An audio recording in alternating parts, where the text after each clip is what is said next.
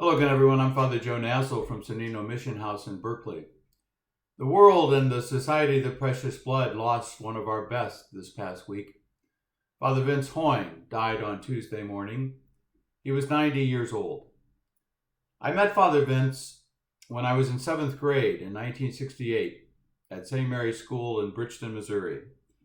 He was the vocation director, and he would spend several weeks in the St. Louis area recruiting at the many Catholic grade schools for Precious Blood Seminary in Liberty.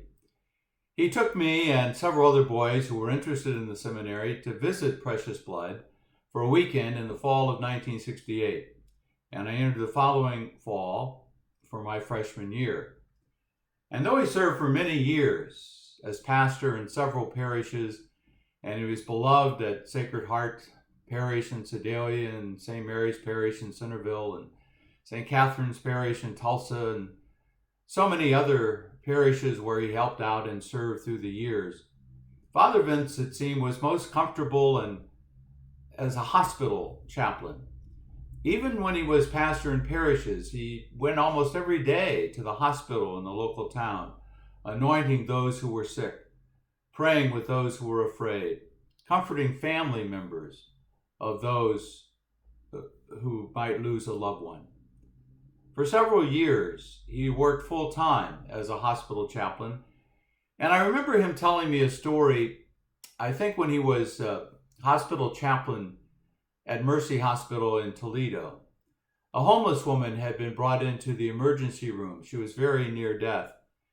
She asked for a priest, and Father Vince arrived in the emergency room, and the woman stretched out her hand, and her hand the skin was cracked and bleeding from exposure to the cold and from being out on the street. And she gasped, "Please pray with me, Father."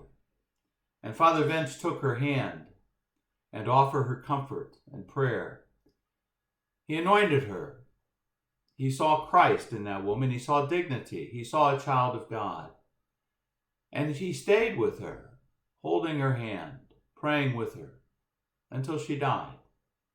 He told me later it was one of those moments in his life when he knew he had seen the face of God.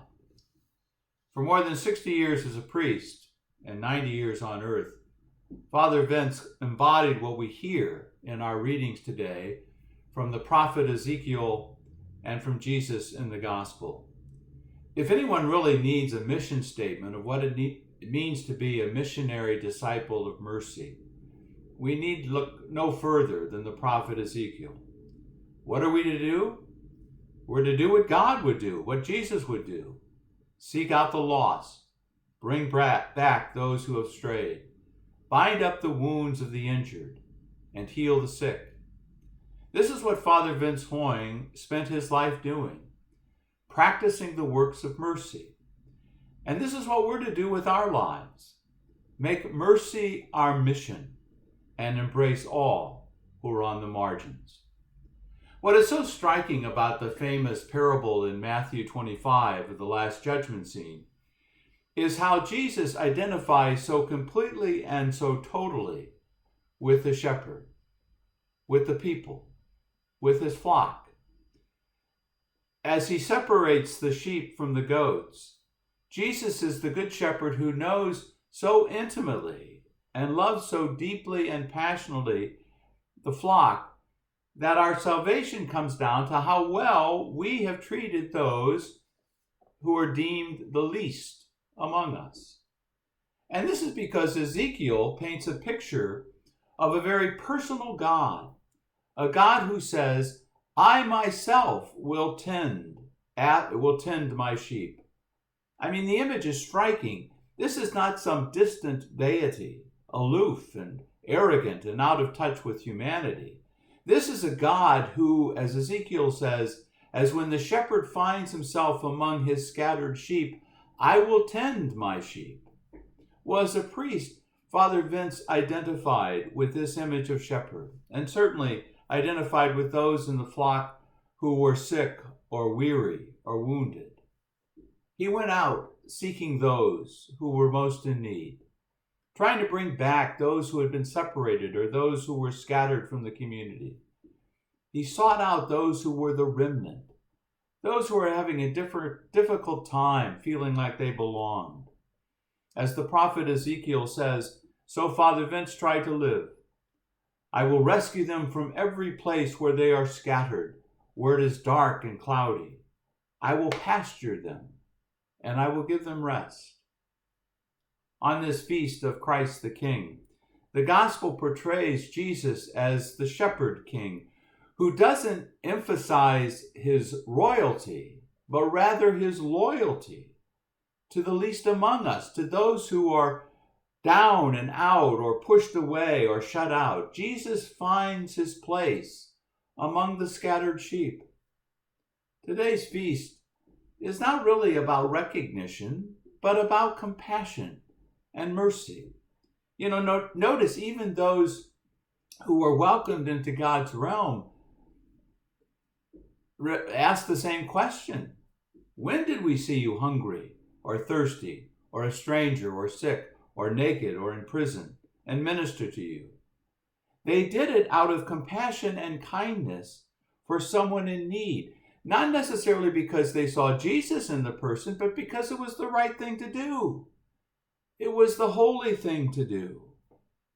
So it's not so much about recognizing Christ in the other. It's about treating each and every person with reverence and dignity because that person is Christ among us, is a child of God. We act with compassion, we live with mercy because it's the right thing to do. Because we are in right relationship with one another and our God with us. This is who Father Vince was. He treated each person with compassion because it was the right thing to do. For many of us, the celebration of Thanksgiving this year will be different because of the rise of COVID-19 and the ongoing pandemic that has now claimed more than 250,000 lives of our brothers and sisters in this country and more than 1 million around the world. To protect those we love, those who are most vulnerable to this disease, many of us will not be gathering around the Thanksgiving table. As I told my mom earlier this week when I called her to say I wouldn't be flying home this year, she understood, and she said it would be the first time since 1960, when her dad died just before Thanksgiving, that our family will not be celebrating Thanksgiving together.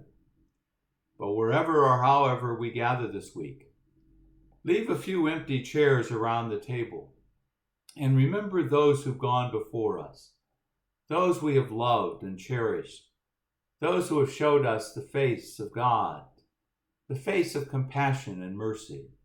Raise a glass and toast their memory with a story or a prayer. I will remember especially Father Vince, who taught me more about what it means to be a good shepherd, a faithful priest, a compassionate and holy human being than I can possibly hold. He embodied the works of mercy that Matthew outlines in the gospel. Feed the hungry, give drink to the thirsty, clothe the naked, shelter the homeless, visit the sick, visit the imprisoned, bury the dead. There's no better way to celebrate Thanksgiving and showing our gratitude than by each day committing ourselves to an act of mercy. There are 7 corporal works of mercy and 7 days a week, and even an English major like me can do the math.